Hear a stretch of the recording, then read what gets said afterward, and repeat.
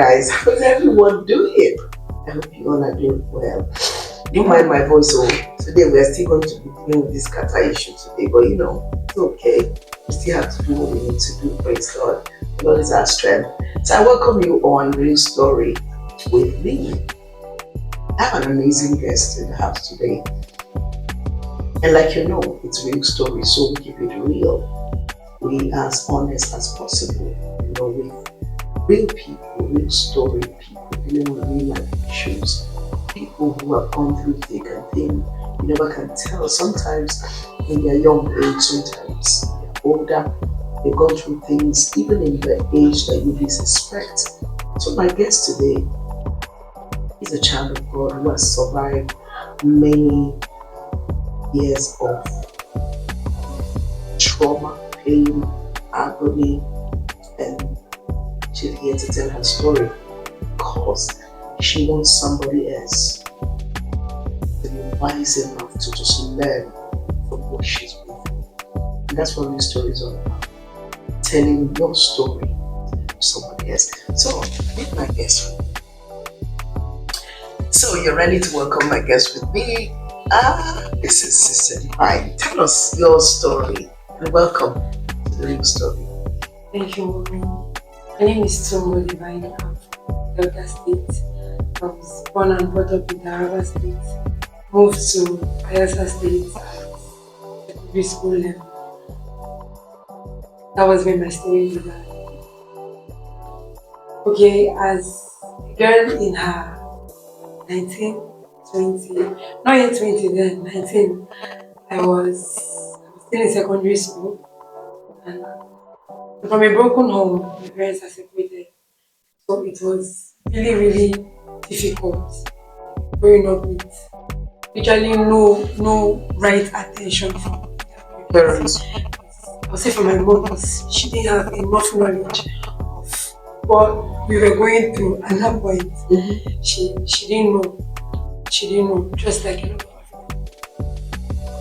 Africans. My dad wasn't really concerned. He didn't really care. But was he in your life? We had Calls. and calls were things, and your mom is taking you away from us. So he wasn't playing his part as a father. Never ever. So at what point did you realize you were dating to the point where you were pregnant? That was when I finished SS3 years. I was getting ready for my so then I was already in a relationship. But I felt like growing up, I felt like getting into a relationship would take the attention away from pressure around. Okay. Asking for the affection that I didn't get from my parents, Yes. from a wrong source. Okay. So at the age of 20, I was already in a relationship, Which is okay. which is the relationship that led Yes. to my pregnancy. So when I was getting ready for that was the period that I noticed I was pregnant. How did you feel? You're getting ready for WAEC, you want to go to school and become this great champion. How did you, just at that point, how did you feel? Devastated. My whole world was crumbling at that point because there was no mom there, there was no dad there, it was just extended family. There was no one I could actually tell. Yes. And the person that I told first, there was actually a plan for an abortion. Wow. Yes, there was a plan for an abortion. Wasn't the person you had the baby for someone? A friend. Girlfriend. A female friend like me. So she was ready to take you for an abortion. We already went to the place, discussed the price, we settled everything, we made part payment. Oh. Yes. So I was supposed to come 6 a.m. the next morning to carry out the abortion. That night, when I slept, I saw myself already there, and I didn't come out. You had a dream. Yes. Where you saw yourself at the place where you were getting ready to go the next morning, and you saw that you did not come out. I saw myself, I saw my body lying down on the table of the operation. And I saw, I was still standing, Yes. looking at myself. Yes. So which means you should have been dead. Yes. And really, nobody will know what happened. Because I'm sure that your friend will not tell anyone. She didn't even plan on following me because she was scared. She just showed me to the place. And that's so, it. So it would have been just the man, maybe he would trash my body or only God knows what would have happened. So, at the point when you saw a dream, God was kind enough to show you that if you do this, you're not going to come out. When you woke up in the morning, you made a decision. What was the decision? Fear. Yeah. So scared. I knew I wanted to get rid of it, but I still didn't want to die. Yeah. I just knew at that point from Sunday school, I knew that if I was dying, yes, you go straight to hellfire. hellfire. Because of course it was taught in church.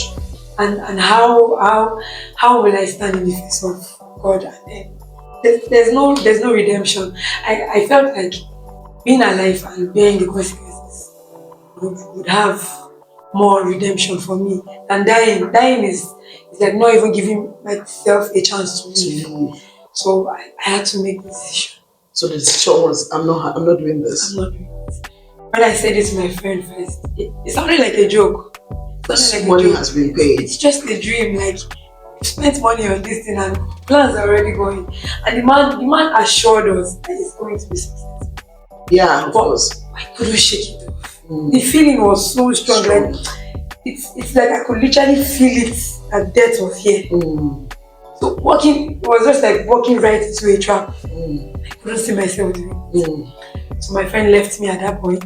She was so mad. She left. Because she thought you should, what's that? Every lady does it, so what's yours? It's yours a big deal. Exactly. And before I even had the chance to say it to my family, my friend spread the rumors. Oh dear. The same friend? The same friend. Oh, she's pregnant. Yes. So in matter so she wasn't a good friend. She wasn't. In less than, before the end of that day, 2 days, it was everybody knows around the area that she's pregnant. So my question is, how did you, with the shame, because of course this is Africa and this is Nigeria, where when you get pregnant, you are seen as an outcast. How did you deal with the shame? How did you deal with the pain? How did you deal with, because pregnancy is another thing. Like really carrying a child is another thing. Now here you are 20 years old. How did you even think, how will I feed this child?